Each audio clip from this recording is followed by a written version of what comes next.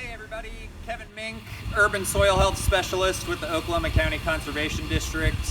Today we are at Rebecca Bond's house. She works for the Oklahoma Conservation Commission, and she has been kind enough to show us her current pollinator garden in her front yard. Last year, this area was a typical turf grass lawn like you see many places throughout Oklahoma City, and she took it upon herself to start transforming this into a pollinator garden.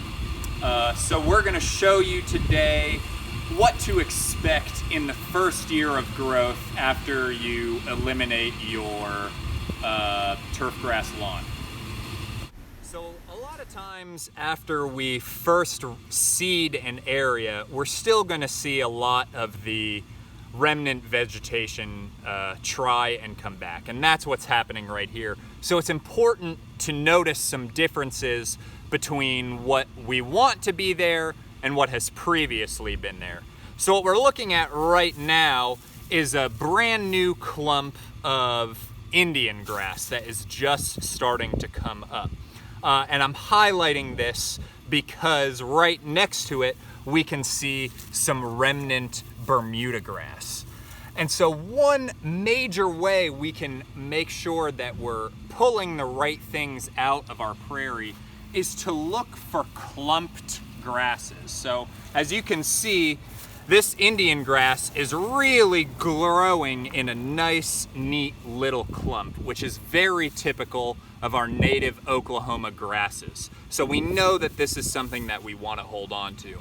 As opposed to right next to it, we can see some remnant Bermuda grass, which you can see spreads via these little runners. And it doesn't really form a clump, it's more of a mat that spreads through here. So an important distinction to make when we're trying to eliminate certain things. All right, so what we're looking at right here is a tiny little perennial. This is butterfly milkweed coming up.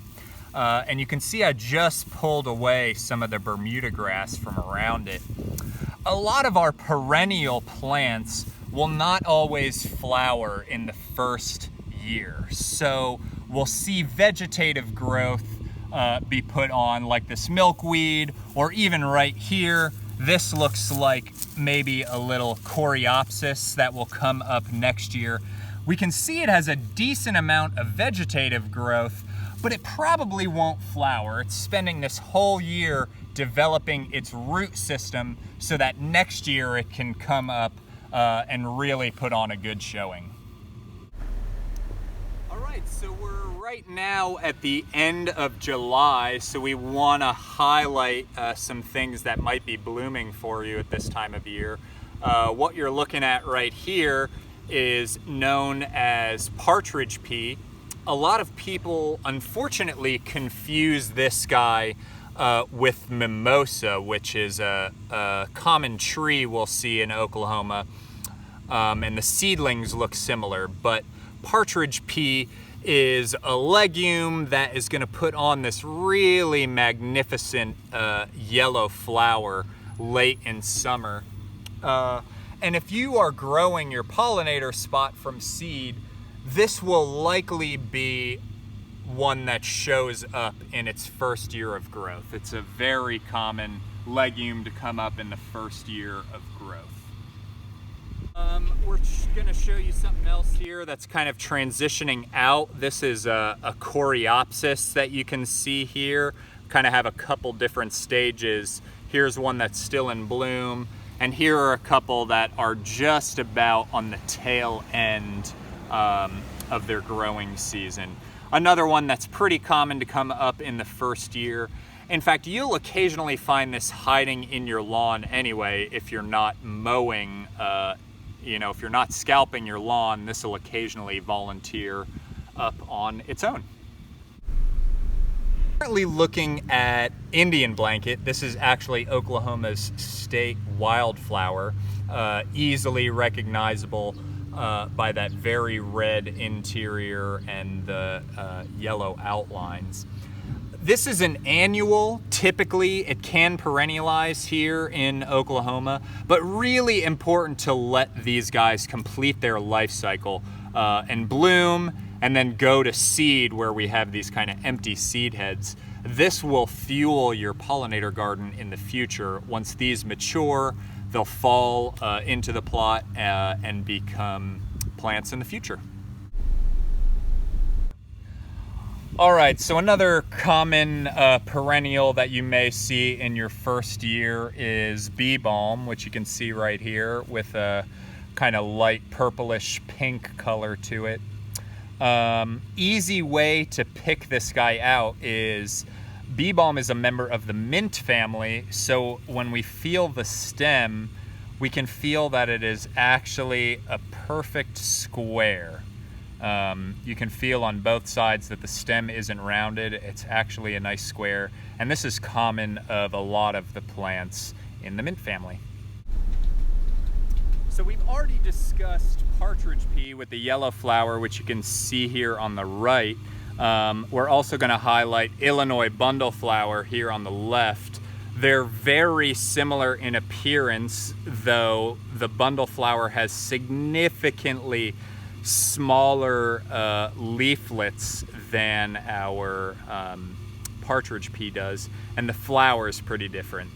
This is kind of an inconspicuous little flower here on Illinois bundleflower, and when these guys mature, they will turn into little seed pod clumps. Actually, we have a tiny one forming right here, and it's basically just a clump of little seed pods that forms this little ball.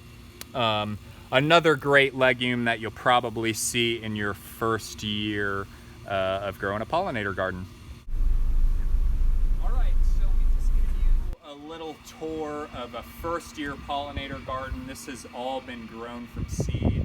And we're doing this mostly to illustrate what's going to happen and temper your expectations, because a lot of times we won't see the full spectrum of seeds that we threw out take hold in its first year. We're going to have relatively little diversity in the first year, and then as time progresses, we'll see more and more different species start to wake up.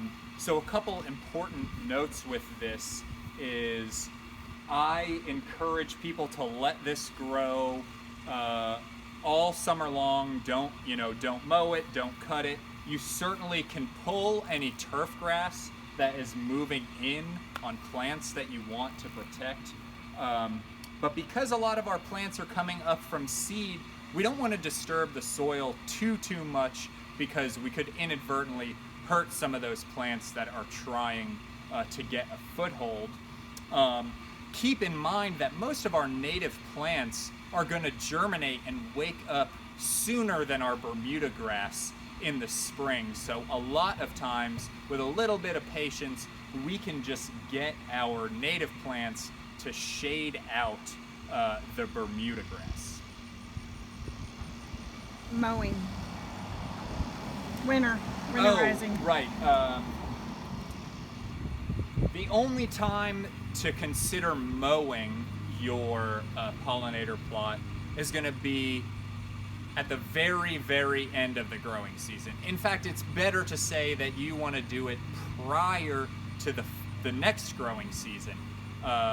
Sometime in late February, prior to green up, it's good to come in and cut down all of your dead standing thatch.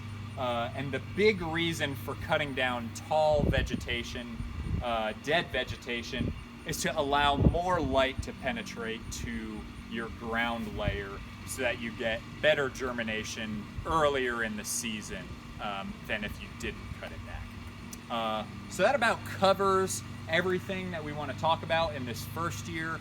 We're going to continue to check in on plots like this and give you updates on what's blooming and when to expect certain things to happen in your pollinator garden. Perfect. Very fun.